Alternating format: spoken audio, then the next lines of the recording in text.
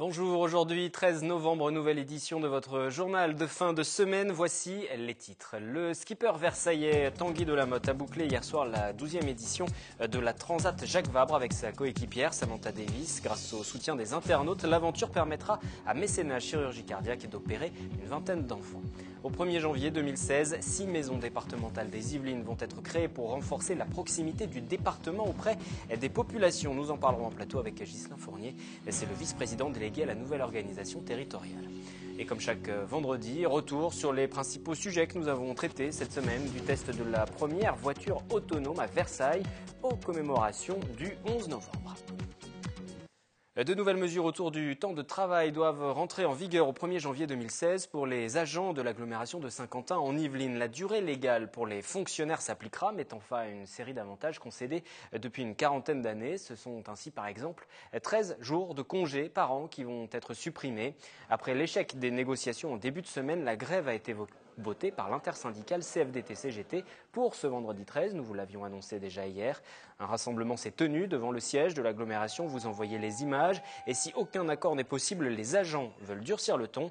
Du côté de l'agglomération, on évoque la nécessité de se mettre en conformité avec la loi. Écoutez le directeur général des services, Dominique Huot-Saint-Alba.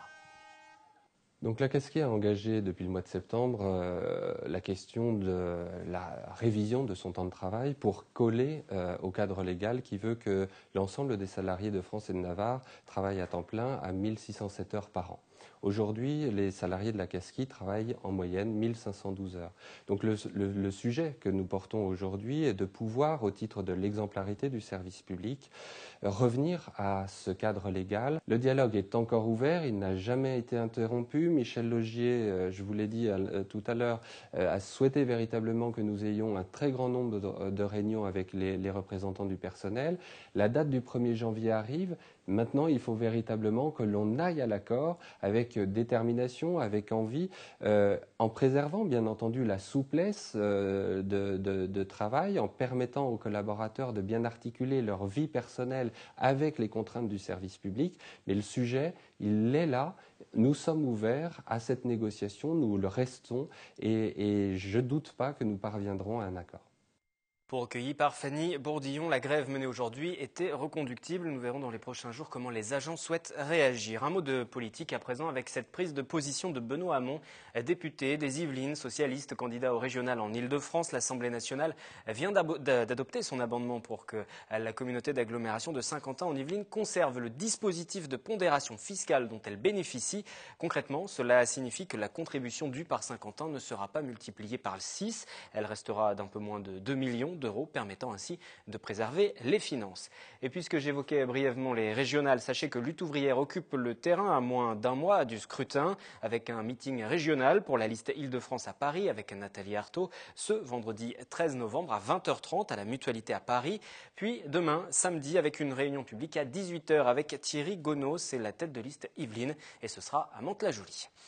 Ils sont arrivés hier soir, le skipper versaillais Tanguy Delamotte et sa coéquipière Samantha Davis qui termine 5e de la Transat Jacques Vabre qui relie la France au Brésil. Un beau succès sportif après 18 jours de course et aussi un formidable espoir sur le plan de la solidarité. Le seul équipage mixte de la catégorie IMOCA sur leur monocoque Initiative Cœur va permettre de sauver une vingtaine d'enfants tout au long de la course et pour chaque clic et partage sur leur page Facebook, quelques euros ont été reversés à l'association Mécénat Chirurgie Cardiaque dont le but est de faire venir en France des enfants malades pour qu'ils soient opérés.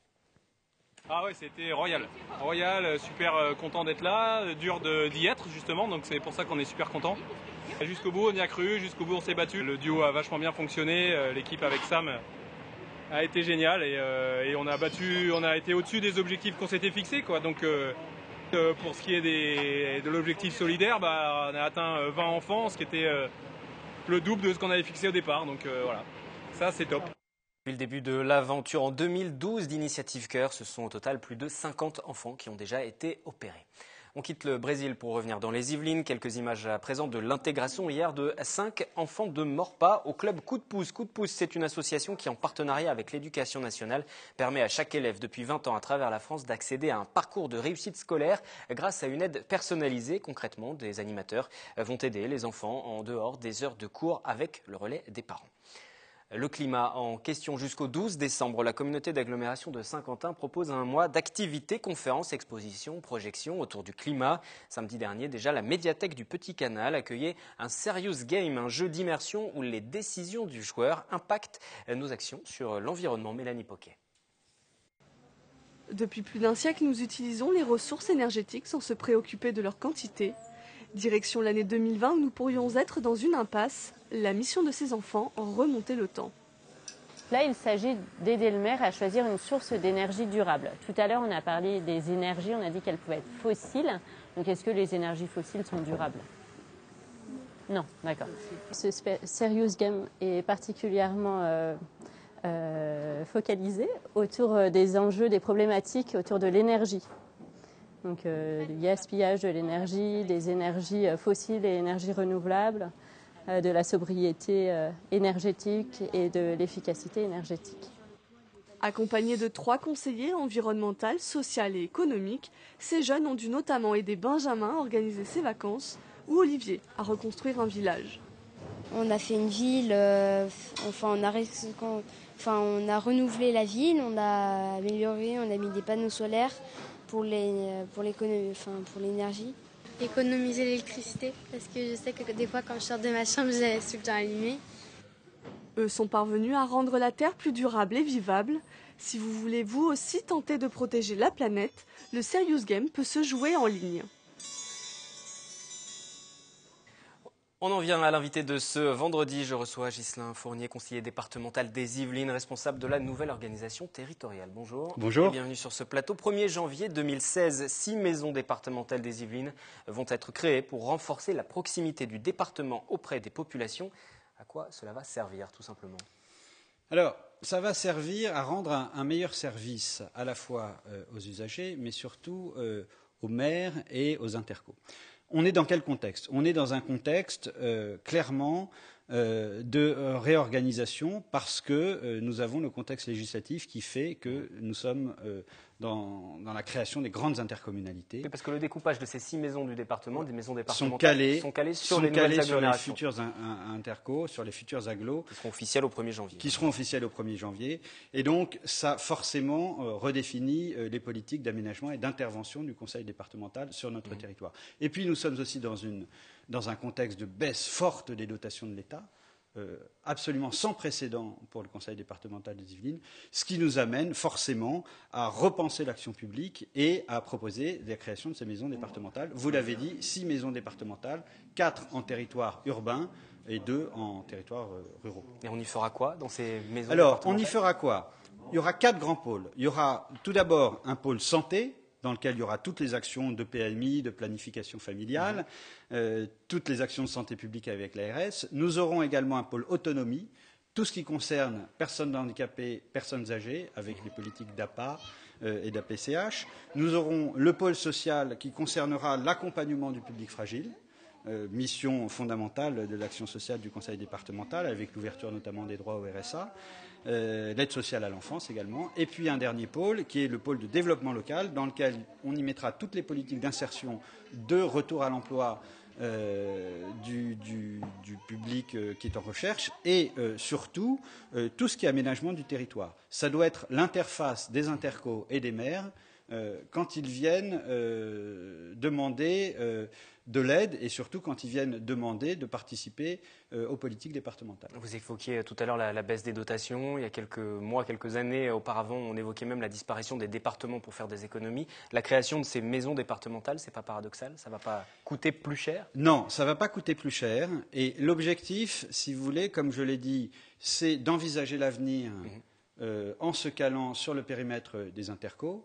Et c'est aussi donner une réactivité accrue aux interlocuteurs que sont les maires et les présidents d'interco, et puis pouvoir répondre spécifiquement aux besoins particuliers des territoires qui ont tous leur spécificité. Donc ce n'est pas une strate supplémentaire entre les intercos, les départements Ce n'est pas une strate supplémentaire, je dirais que c'est complémentaire. Ça s'apparente à de la déconcentration. C'est-à-dire qu'on va rendre le service au plus près de l'usager. Et tout ça aura un coût? Un coût, sur l'organisation. Sera un coût globalement, le coût il est maîtrisé puisque le patrimoine immobilier pour la plupart il existe déjà. il y aura du déplacement de personnel. Oui, on est dans le cadre d'une réorganisation plus globale. Mais c'est une réorganisation plus globale dont l'objectif est aussi d'optimiser et de rationaliser les dépenses pour le conseil départemental. La mise en place, c'est le 1er janvier. Est-ce que vous êtes prêt pour ça? Est-ce qu'ensuite, il y aura aussi un bilan qui sera fait pour juger de la pertinence de ces maisons? Oui, tout à fait. Alors, aujourd'hui, ces 6 maisons départementales, il y en a déjà qui fonctionnent. Il y en a dont les équipes sont toutes constituées, en tout cas, il y en a qui fonctionnent sur les lieux qui sont programmés, d'autres sur des lieux, mais vraisemblablement vont bouger sur les 6 territoires. Les lieux sont déterminés, les villes sont déterminées, simplement elles ne sont pas toutes encore en action sur les lieux, puisque pour des problèmes immobiliers, il y a encore des ajustements à faire et des transferts immobiliers à réaliser. Et parmi les différents ajustements, il y a aussi cette question des PMI, c'est cette protection maternelle et infantile qui est réorganisée dans le cadre de ce dispositif. C'est fait en parallèle, en fait, tout simplement. Certains maires s'inquiètent de voir disparaître leur PMI. On en a déjà parlé sur ce plateau. Vous êtes d'ailleurs déjà exprimé, que ce soit les maires de Guyancourt, de La Verrière, par exemple, qui verraient disparaître leur PMI sur leur commune. Il y a une nouvelle mobilisation qui est prévue, d'ailleurs, demain, devant les locaux du conseil départemental, samedi matin à Versailles.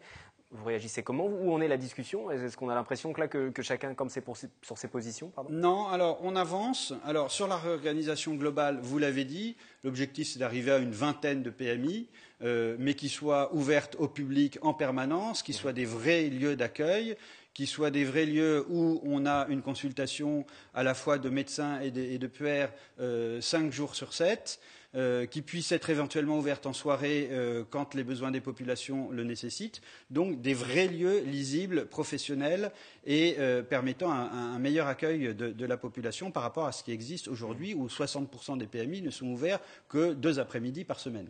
Il y a des discussions encore aujourd'hui? Alors, bien sûr que les discussions, et vous parliez de Guyancourt, j'ai reçu le maire, il nous a fait des nouvelles propositions.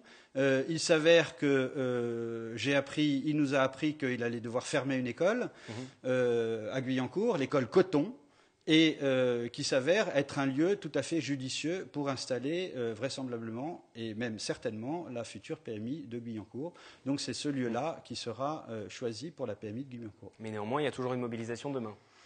Je lui apprends en tout cas que ce choix vient d'être fait. Nous l'avons fait en concertation avec la conseillère générale Laurence Trochu, qui s'est beaucoup mobilisée sur le sujet. Et aujourd'hui, ce choix nous paraît très pertinent. Et lui, sur le secteur de Montigny, Guyancourt, justement, au conseil départemental.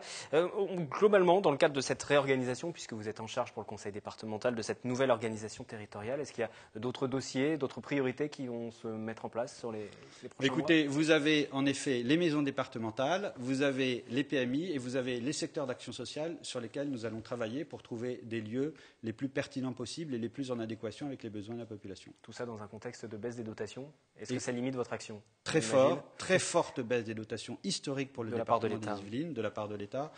Évidemment, ça nécessite de notre part beaucoup d'imagination.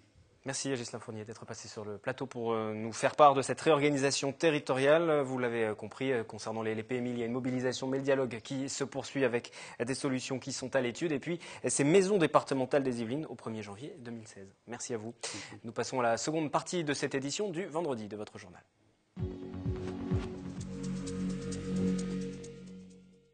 Comme chaque vendredi, retour sur l'actualité de la semaine. Voici le zapping de l'info locale.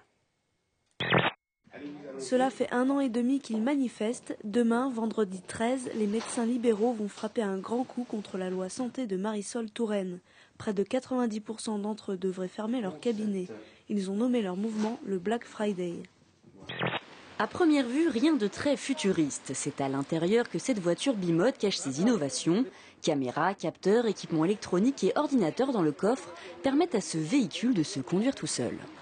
Elle a des capteurs tout autour d'elle qui lui donnent une vision à 360 degrés tout autour de la voiture. Elle n'a pas d'angle mort. Une fois que j'ai perçu mon environnement, j'ai besoin de savoir où je suis. Et pour ça, on utilise des techniques de localisation. Donc, typiquement, à Versailles, c'est ce qu'on teste surtout. C'est dérisoire. Trouvez-moi une facture d'un hélicoptère.